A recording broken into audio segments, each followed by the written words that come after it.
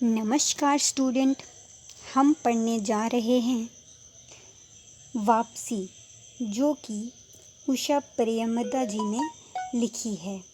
बहुत ही इंटरेस्टिंग कहानी है, तो चलिए हम स्टार्ट करते हैं। गजाधर बाबू ने कमरे में जमा सामान पर एक नज़र दौड़ाई। 2 बॉक्स, डोलची, बाल्टी। ये डिब्बा कैसा है गणेशी? उन्होंने पूछा। गणेशी बिस्तर बांधता हुआ कुछ गर्व, कुछ दुख, कुछ लज्जा से बोला। घरवाली ने साथ को कुछ बेसन के लड्डू रख दिए हैं। कहा बाबूजी को पसंद है। अब कहाँ हम गरीब लोग आपकी कुछ खातिर कर पाएंगे। घर जाने की खुशी में गजाधर बाबू ने एक विषाद का अनुभव किया, जैसे एक परिचित स्नेही आधारमय सहज संसार से उनका नाता टूट रहा था। कभी कभी हम लोगों की भी खबर लेते रहिएगा, गणेशी बिस्तर में रस्सी बांधता हुआ बोला। कभी कुछ ज़रूरत हो तो लिखना गणेशी। इस आगहन तक बिटिया की शादी कर दो। गणेशी ने अघोषे के शोर से आंखें पोंछी। अब आप लोग सहारा ना देंगे तो कौन देगा? आप यहाँ रहते तो शादी में कुछ हौसला रहता। गजाधर बाबू चलने को तैयार बैठे थे। रेलवे क्वार्टर का वह कमरा जिसमें उन्होंने कितने ही वर्ष बिताए थे, उनका सामान हट जाने से कुरूप और नग्न लग रहा था। आंगन में रोपे पौधे भी जान पहचान के लोग ले गए थे और जगह जगह मिट्टी बिखरी हुई थी। पर पत्नी बाल बच्चों के साथ रहने की कल्पना में ये विक्षोभ एक दुर्बल लहर की तरह उठकर वलीन हो गया। गजाधर बाबू खुश थे, बहुत खुश। 35 साल की नौकरी के बाद वह रिटायर होकर जा रहे थे। इन वर्षों में अधिकांश समय उन्होंने अकेले रहकर काटा था। उन अकेले क्षणों में उन्होंने इसी समय की कल्पना की थी जब वह अपने परिवार के साथ रह सकेंगे। इसी आशा के सहारे वह अपने अभाव का बोझ ढो रहे थे। संसार की दृष्टि में उनका जीवन सफल कहा जा सकता था। उन्होंने शहर में एक मकान बनवा लिया था। बड़े लड़के अमर और लड़की कांति की शादियां कर दी थी। 2 बच्चे ऊंची कक्षाओं में पढ़ रहे थे। गजाधर बाबू नौकरी के कारण प्राय छोटे स्टेशनों पर रहे और उनके बच्चे और पत्नी शहर में, जिससे पढ़ाई में वादा ना हो। गजाधर बाबू स्वभाव से बहुत स्नेही व्यक्ति थे और स्नेह की आकांक्षी भी। जब परिवार साथ था, ड्यूटी से लौटकर बच्चों से हंसते बोलते, पत्नी से कुछ मनोविनोद करते। उन सबके चले जाने से उनके जीवन में गहन सूनापन भर उठा। खाली क्षणों में उनसे घर में टिका ना जाता। कभी प्रकृति के ना होने पर भी उन्हें पत्नी की स्नेहपूर्ण बातें याद रहती। दोपहर में गर्मी होने पर भी 2 बजे तक आग जलाए रहती और उनके स्टेशन से वापस आने पर गरम गरम रोटियां सेकती। उनके खा चुकने और मना करने पर भी थोड़ा सा कुछ और थाली में परोस देती और बड़े प्यार से आग्रह करती। जब वह थके हारे बाहर से आते तो उनकी आहट पर वह रसोई के द्वार पर निकल आती और उनकी सलज आंखें मुस्कुरा उठती। गजाधर बाबू को तब हर छोटी बात भी याद आती और वे उदास हो उठते। अब कितने वर्षों बाद वह अवसर आया था जब वह फिर उसी स्नेह और आदर के माध्यम रहने जा रहे थे। टोपी उतार कर गजाधर बाबू ने चारपाई पर रख दी। जूते खोलकर नीचे खिसका दिए। अंदर से रह कर कह कहूँ की आवाज़ें आ रही थी। इतवार का दिन था और उनके सब बच्चे इकट्ठे होकर नाश्ता कर रहे थे। गजदर बाबू के सूखे चेहरे पर सिंघद मुस्कान आ गई। उसी ही तरह मुस्कुराते हुए वह बिना खांसे अंदर चले गए। उन्होंने देखा कि नरेंद्र कमर पर हाथ रखे शायद गत रात्रि की फिल्म में देखे गए किसी नृत्य की नकल कर रहा था और बसंती हंस हंस कर धोरी हो रही थी। अमर की बहू को अपने तन बदन आंचल या घूंघट का कोई होश ना था और वह उन्मुक्त रूप से हंस रही थी। गजदर बाबू को देखते हुए नरेंद्र धप से बैठ गया और चाय का प्याला उठाकर मुंह से लगा लिया। बहू को होश आया और उसने झट से माथा ढक लिया। केवल बसंती का शरीर रह रह कर हंसी दबाने के प्रयत्न में हिलता रहा। गजदर बाबू ने मुस्कुराते हुए उन लोगों को देखा, फिर कहा, क्यों नरेंद्र, क्या नकल हो रही थी? कुछ नहीं बाबूजी, नरेंद्र ने सिट पिटाकर कहा। गजदर बाबू ने चाहा था कि वह भी इस मनोविनोद में भाग लेते, पर उनके आते ही जैसे सब कुंठित हो चुका था। सब चुप हो गए थे। उससे उनके मन में थोड़ी सी खिन्नता उपज आई। बैठे हुए बोले, बसंती, चाय मुझे भी देना। तुम्हारी अम्मा की पूजा अभी चल रही है क्या? बसंती ने माँ की कोठरी की ओर देखा। अभी आती ही होंगी, और प्याले में उनके लिए चाय छानने लगी। बहू चुपचाप पहले ही चली गई थी। अब नरेंद्र भी चाय का आखिरी घूंट पीकर उठ खड़ा हुआ। केवल बसंती पिता के लिहाज में चौके में बैठी माँ की राह देखने लगी। गजदर बाबू ने एक घूंट चाय पी, फिर कहा, बेटी, चाय तो फीकी है, लाएं चीनी और डाल दूं? बसंती बोली, रहने दो, तुम्हारी अम्मा जब आएगी तभी पी लूँगा। थोड़ी देर में उनकी पत्नी हाथ में अगन का लोटा लिए निकली और अशुद्ध स्तुति करते हुए तुलसी में डाल दिया। उन्हें देखते ही बसंती भी उठ गई। पत्नी ने आकर गजदर बाबू को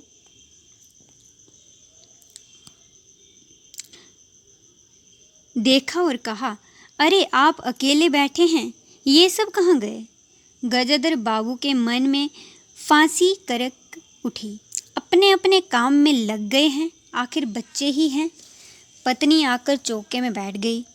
उन्होंने नाक भो चढ़ाकर चारों ओर जूठे बर्तनों को देखा, फिर कहा, सारे में जूठे बर्तन पड़े हैं। इस घर में धर्म कर्म कुछ नहीं, पूजा करके सीधे चौके में घुसो। फिर उन्होंने नौकर को पुकारा। जब उत्तर ना मिला तो एक बार और उच्च स्वर में फिर पति की ओर देखकर बोली, बहू ने भेजा होगा बाजार। और एक लंबी सांस लेकर चुप हो गई। गजदर बाबू बैठकर चाय और नाश्ते का इंतज़ार करते रहे। उन्हें अचानक ही गणेशी की याद आ गई। रोज़ सुबह पैसेंजर आने से पहले वह गरम गरम पूरियाँ और जलेबी बनाता था। गजदर बाबू जब तक उठकर तैयार होते उनके लिए जलेबियाँ और चाय लाकर रख देता था। चाय भी कितनी बढ़िया, कांच के गिलास में ऊपर तक भरी, लबालब पूरी 2.5 चम्मच चीनी और गाढ़ी मलाई। पैसेंजर भले ही रानीपुर लेट पहुँचे, गणेशी ने चाय पहुँचाने में कभी देर नहीं की। क्या मजाल की कभी उससे कुछ कहना पड़े। पत्नी का शिकायत भरा स्वर सुन उनके विचारों में व्याघात पहुँचा। वह कह रही थी, सारा दिन इसी खिचखिच में निकल जाता है, इसी गृहस्थी का धंधा पीटते पीटते उम्र बीत गई, कोई ज़रा हाथ भी नहीं बटाता। बहू क्या करती है? गजदर बाबू ने पूछा। पड़ी रहती है। बसंती को तो फिर कहो कि कॉलेज जाना होता है। गजदर बाबू ने जोश में आकर बसंती को आवाज़ दी। बसंती भाभी के कमरे से निकली तो बसंती को आवाज़ दी। बसंती भाभी के कमरे से निकली तो गजदर बाबू ने कहा, बसंती, आज से शाम का खाना बनाने की जिम्मेदारी तुम पर है। सुबह का भोजन तुम्हारी भाभी बनाएगी। बसंती मुंह लटका कर बोली, बाबूजी, पढ़ना भी तो होता है। गजदर बाबू ने बड़े प्यार से समझाया, तुम सवेरे पढ़ लिया करो, तुम्हारी माँ बूढ़ी हुई, उनके शरीर में अब वह शक्ति नहीं बची है। तुम हो, तुम्हारी भाभी है, दोनों को मिलकर काम में हाथ बटाना चाहिए। बसंती चुप रह गई। उसके जाने के बाद उसकी माँ ने धीरे से कहा, पढ़ने का तो बहाना है, कभी जी नहीं लगता। लगे कैसे, शीला से ही फुर्सत नहीं। बड़े बड़े लड़के हैं उस घर में, हर वक्त वहाँ घुसा रहना मुझे नहीं सुहाता। मना करूँ तो सुनती ही नहीं है। नाश्ता कर गजाधर बाबू बैठक में चले गए। घर छोटा था और ऐसी व्यवस्था हो चुकी थी कि उसमें गजाधर बाबू के रहने के लिए कोई स्थान बचा न था।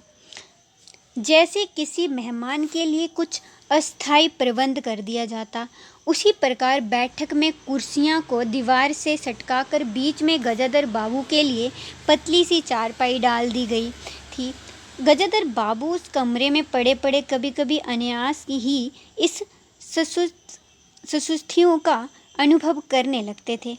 उन्हें याद हो आती कि उन रेलगाड़ियों की जो आती और थोड़ी देर रुककर किसी और लक्ष्य की ओर चली आती। घर छोटा होने के कारण बैठक में ही अब अपना प्रबंध किया था।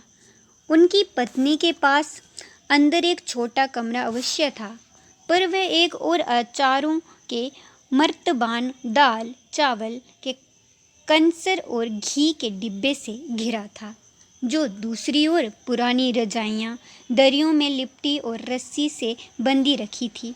उसके पास एक बड़ी सी टीन के बॉक्स में घर भर के गर्म कपड़े थे। बीच में एक असगनी बंधी हुई थी, जिस पर प्राय बसंती के कपड़े लापरवाही से पड़े रहते थे। वह बरसक उस कमरे में नहीं जाती थी। घर का दूसरा कमरा अमर और उसकी बहू के पास था। तीसरा कमरा, जो सामने की ओर था, बैठक था। गजाधर बाबू के आने से पहले उसमें अमर की ससुराल से आया बैंत की 3 कुर्सियों का सेट पड़ा था। कुर्सियों पर नीली गद्दियाँ और बहू के हाथों के कड़े कुशन थे। जब कभी उनकी पत्नी को कोई लंबी शिकायत करनी होती तो अपनी चटाई बैठक में डाल पड़ जाती थी, तो वह एक दिन चटाई लेकर आ गई। गजाधर बाबू ने घर गृहस्थी की बातें छेड़ी। वह घर का रवैया देख रहे थे। बहुत हल्के से उन्होंने कहा कि अब हाथ में पैसा कम रहेगा, कुछ खर्च कम होना चाहिए। सभी खर्च तो बाजीब है, किसका पेट काटूं? यही जोड़ गांठ करते करते बूढ़ी हो गई, ना मन का पहना ना ओढ़ा। गजाधर बाबू ने आहत विस्मित दृष्टि से पत्नी को देखा। उनसे अपनी हैसियत छिपी ना थी। उनकी पत्नी तंगी का अनुभव कर उसका उल्लेख करती, ये स्वाभाविक था, लेकिन उनमें सहानुभूति का पूर्ण अभाव गजाधर बाबू को बहुत खटका। उनसे यदि राय बात की जाती कि प्रबंध कैसे हों, तो उन्हें चिंता कम, संतोष अधिक होता। लेकिन उनसे तो केवल शिकायत की जाती थी, जैसे परिवार की सब परेशानियों के लिए वही जिम्मेदार थे। तुम्हें किसी बात की कमी है? अमर की माँ घर में बहू है, लड़के बच्चे हैं, सिर्फ रुपए से ही आदमी अमीर नहीं होता, गजाधर बाबू ने कहा, और कहने के साथ ही अनुभव किया।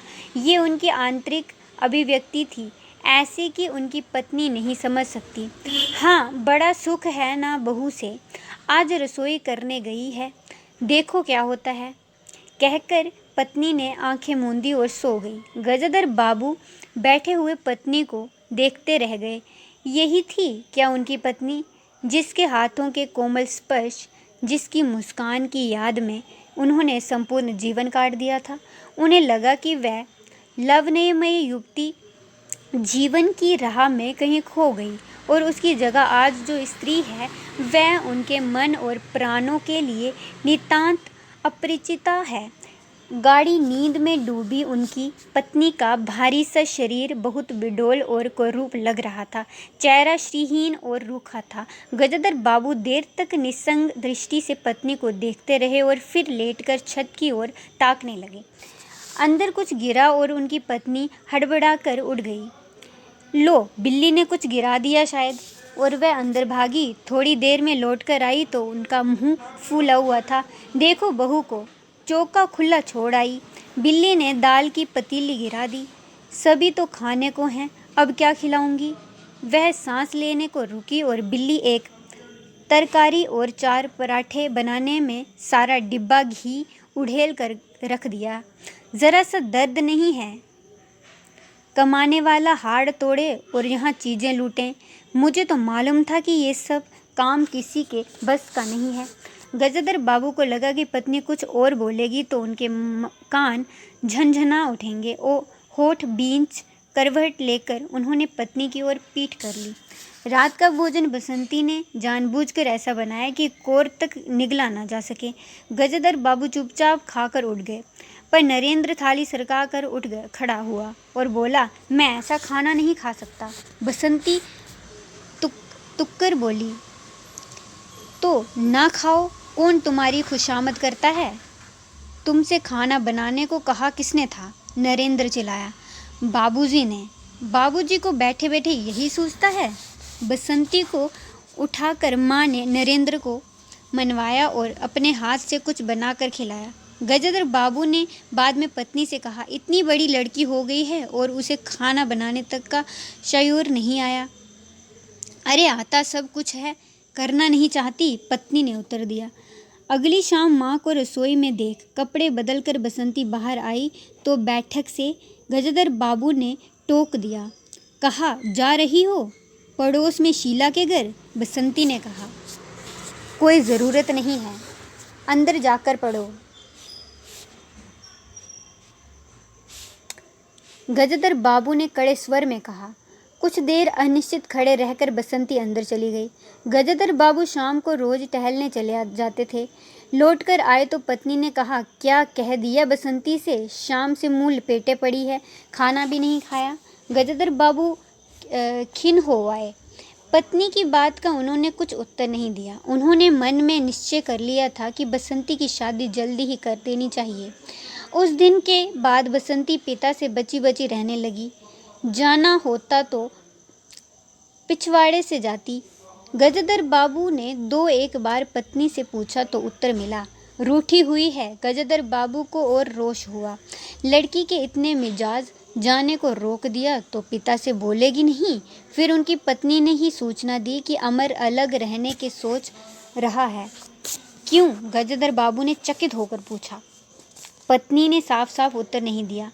अमर और उसकी बहू की शिकायतें बहुत थी। उनका कहना था कि गजदर बाबू हमेशा बैठक में ही पड़े रहते हैं, कोई आने जाने वाला हो तो कहीं बैठने की जगह नहीं। अमर को अब भी वह छोटा सा समझते थे और मौके बेमौके टोक देते थे। बहू को काम करना पड़ता था और सास जब तब फुड़पन पर ताने देती रहती थी। हमारे आने के पहले भी कभी ऐसी बात हुई थी? गजदर बाबू ने पूछा। पत्नी ने सिर हिलाकर जताया कि नहीं, पहले अमर घर का मालिक बनकर रहता था, बहू को कोई रोक टोक ना थी। अमर के दोस्तों को प्राय यही अड्डा जमा रहता था और अंदर से नाश्ता चाय तैयार होकर जाता रहता था। बसंती को भी वही अच्छा लगता था। गजदर बाबू ने बहुत धीरे से कहा, अमर से कहो जल्दबाजी की कोई ज़रूरत नहीं है। अगले दिन वे सुबह घूमकर लौटे तो उन्होंने पाया कि बैठक में उनकी चारपाई नहीं है। अंदर जाकर पूछने ही वाले थे कि उनकी दृष्टि रसोई के अंदर बैठी पत्नी पर पड़ी। उन्होंने ये कहने को मुंह खोला कि बहू कहाँ है, पर कुछ याद कर चुप हो गए। पत्नी की कोठड़ी में झांका तो अचार, रजाइयों और कंसंतरों के मध्य अपनी चारपाई लगी पाई। गजदर बाबू ने कोट उतारा और कहीं टांगने को दीवार पर नज़र दोहराई, फिर उसे मोड़कर अलगनी के कुछ कपड़े खिसकाकर एक किनारे टांग दिया। कुछ खाए बिना ही अपनी चारपाई पर लेट गए। कुछ भी हो, तन आखिरकार बूढ़ा ही था। सुबह शाम कुछ दूर टहलने अवश्य चले जाते थे, पर आते आते थक उठते थे। गजदर बाबू को अपना बड़ा सा खुला हुआ क्वार्टर याद आ गया। निश्चित जीवन। सुबह पैसेंजर ट्रेन आने पर स्टेशन की चहल पहल, चिरपरिचित चेहरे और पटरी पर रेल की पहियों की खटखट जो उनके लिए मधुर संगीत की तरह था।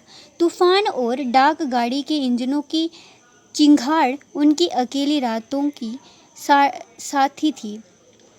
सेठ रामजी मल के मिल के कुछ लोग कभी कभी पास आ बैठते थे। वही उनका दायरा था, वही उनके साथी। वे जीवन अब उन्हें एक खोई निधि सी प्रतीत हुआ। उन्हें लगा कि वे जिंदगी दूसरा ठगे गए हैं। उन्होंने जो कुछ चाहा उसमें से उन्हें एक बूंद भी लौटी हुई। वे घर के अंदर से आते विचित्र स्वरों को सुनते रहे। बहू और सास की छोटी सी झड़प, बाल्टी पर खुले नल की आवाज़, रसोई के बर्तनों की खटखट और उसी में दो गोरैया का वार्तालाप। और अचानक ही उन्होंने निश्चय कर लिया कि अब घर की किसी बात में दखल न देंगे। यदि गृहस्थवी के लिए पूरे घर में एक चारपाई की जगह यही है तो यही पड़े रहेगी। अगर कहीं और डाल दी गई तो वहाँ चले जाएंगे। यदि बच्चों के जीवन में उनके लिए कहीं स्थान नहीं तो अपने ही घर में परदेसी की तरह पड़े रहेंगे।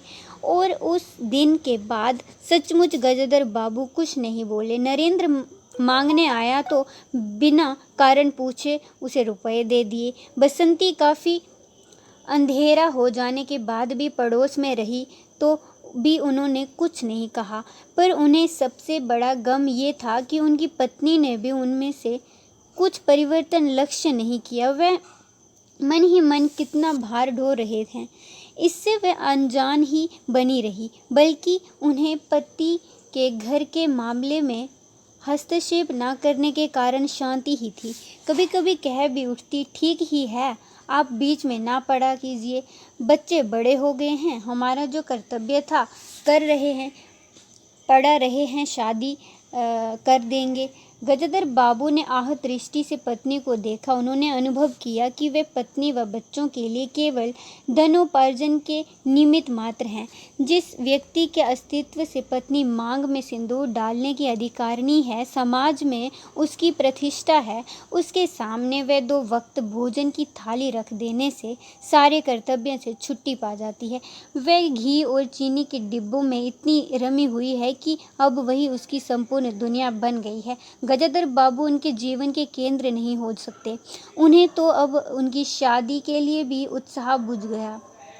किसी बात में हस्तक्षेप न करने के निश्चय के बाद भी उनका अस्तित्व उस वातावरण का एक भाग न बन सका।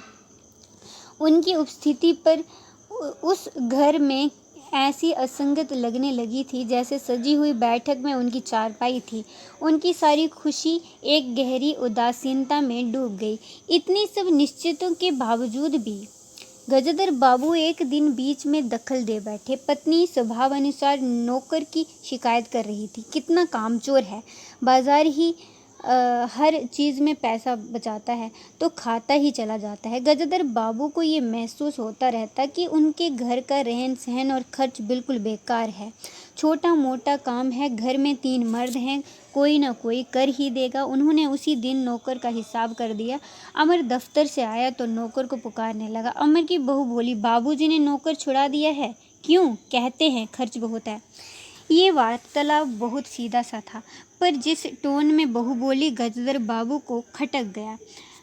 उस दिन जी भारी होने के कारण गजदर बाबू टहलने नहीं गए थे। आलसी में उठकर बत्ती में भी नहीं जलाई। इस बात में बेकार नरेंद्र माँ से कहने लगा, अम्मा तुम बाबूजी से कहती क्यों नहीं, बैठे बिठाए नौकर ही छुड़ा दिया। अगर बाबूजी ये समझेंगे कि मैं साइकिल पर गेहूँ रख आटा पीसने जाऊंगा तो मुझसे ये नहीं होगा।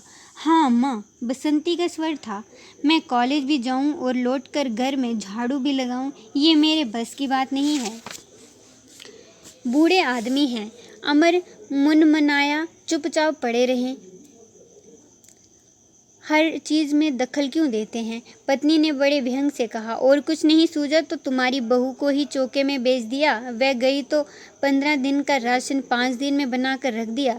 बहू कुछ कहे इससे पहले वह चौके में घुस गई। कुछ देर में अपनी कोठरी में आई और बिजली जलाई तो गजदर बाबू को लेटे देख सिटपिटाई। गजेंद्र बाबू की मुख मुद्रा से वह उनके भावों का अनुमान ना लगा सकी। वह चुप आंखें बंद किए लेटे रहे। गजेंद्र बाबू चिट्ठी हाथ में लिए अंदर आए और पत्नी को पुकारा। वह भीगे हाथ लिए निकली और आंचल से पोंछती हुई पास आ खड़ी हुई। गजेंद्र बाबू ने बिना किसी भूमिका के कहा, मुझे सेठ रामजी लाल की चीनी मिल में नौकरी मिल गई है। खाली बैठे रहने से तो 4 पैसे घर में आए, वही अच्छा है। उन्होंने तो पहले ही कहा था, मैंने मना कर दिया। फिर कुछ रुककर जैसे बुझी हुई आग में एक चिंगारी चमक उठी। उन्होंने धीमे स्वर में कहा, मैंने सोचा था कि बरसों तुम सबसे अलग रहने के बाद अवकाश पाकर परिवार के साथ रहूँगा। खैर, परसों जाना है, तुम भी चलोगी? मैं? पत्नी ने शक पाकर कहा, मैं चलूँगी तो यहाँ क्या होगा? इतनी बड़ी गृहस्थी, फिर सयानी लड़की। बात बीच में काट गजेंद्र बाबू ने थके हताश स्वर में कहा, ठीक है, तुम यहीं रहो, मैंने तो ऐसे ही कहा था, और गहरे मौन में डूब गए। नरेंद्र ने बड़ी तत्परता से बिस्तर बांधा और रिक्शा बुला लाया। गजेंद्र बाबू का टीन का बॉक्स और पतला सा बिस्तर उस पर रख दिया गया। नाश्ते के लिए लड्डू और मठरी की डालियां हाथ में लिए गजेंद्र बाबू रिक्शे पर बैठ गए। एक दृष्टि उन्होंने अपने परिवार पर डाली और फिर दूसरी ओर देखने लगे और रिक्शा चल पड़ा। उनके जाने के बाद सब अंदर लौट आए। बहू ने अमर से पूछा, सिनेमा ले चलेंगे ना? बसंती ने उछलकर कहा, भैया हमें भी। गजेंद्र बाबू की पत्नी सीधे चौके में चली गई। बची हुई मठरियों को कटोरदान में रखकर अपने कमरे में लाई और कंसंतरों के पास रख दिए। फिर बाहर आकर कहा, अरे नरेंद्र, बाबूजी की चारपाई कमरे से निकाल दे, उसमें चलने तक की जगह नहीं है। ये थी कहानी वापसी, जो गजेंद्र बाबू के ऊपर लिखी गई है और उषा प्रियमदा जी ने लिखी है। उषा प्रियमदा जी का जन्म 1930 में हुआ। नई कहानी आंदोलन से जुड़ी प्रमुख कथाकार हैं। नई कहानी आंदोलन में कई कहानियाँ लेखिकाओं का भी महत्वपूर्ण योगदान रहा है। उषा प्रियमदा के साथ साथ कृष्ण सोबती और मन्नू भंडारी का नाम भी विशेष रूप से उल्लेखनीय है। उषा प्रियमदा का जन्म कानपुर में हुआ था। अपने अंग्रेजी में एमए और पीएचडी की उपाधि प्राप्त की। दिल्ली के लेडी श्री राम कॉलेज और इलाहाबाद विश्वविद्यालय में अध्ययन भी किया था। तो इतना इनका परिचय काफ़ी है। तो अगर आपको कहानी अच्छी लगी तो वीडियो को लाइक कीजिए, चैनल को सब्सक्राइब कर दें।